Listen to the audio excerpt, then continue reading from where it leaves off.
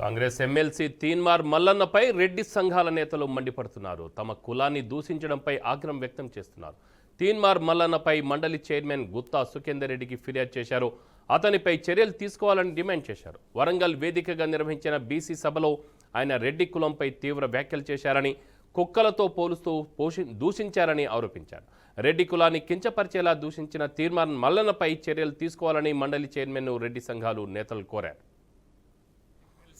చింతపండు నవీన్ అలియాస్ తీన్మార్ మల్లన్న పైన ఈరోజు మేము హైదరాబాద్ వచ్చి శాసన మండలి చైర్మన్ గుత్తా సుఖేందర్ రెడ్డి గారికి వారిపైన కంప్లైంట్ చేయడం జరిగింది. వారిపైన శాఖపరమైనటువంటి తగు చర్యలు తీసుకొని వారిని శాసన మండలి నుండి తొలగించడానికి, వారి ఎమ్మెల్సీ పదవి నుండి వారిని బర్తరఫ్ చేయాలని మేము శాసన మండలి చైర్మన్ గారికి రిప్రజెంటేషన్ ఇవ్వడం జరిగింది. తప్పకుండా ప్రభుత్వం దీన్ని దృష్టిలో పెట్టుకొని వారి ద్వారా ఇది తీన్మార్ మల్లన్న అనే చింతపండు నవీన్ను వారు బర్తరఫ్ చేయాలని మేము పదే పదే గవర్నమెంట్ను కోరుతున్నాము.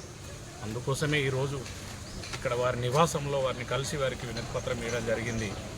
మరి దీన్ని ఎట్టి పరిస్థితుల్లో అమలయ్యే విధంగా ప్రభుత్వం చూడాలి.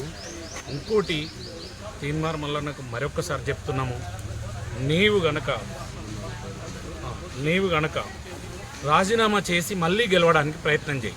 నల్లగొండ ఎమ్మెల్సీగా నువ్వు గెలిచినావు, అక్కడి నుండి ఇప్పుడు రాజీనామా చేసి మళ్ళీ గెలువు, అప్పుడు నువ్వు మాట్లాడు, ఏదన్నా మాట్లాడితే. కానీ ఇది కాదు పద్ధతి అని మేము చెప్తున్నాము.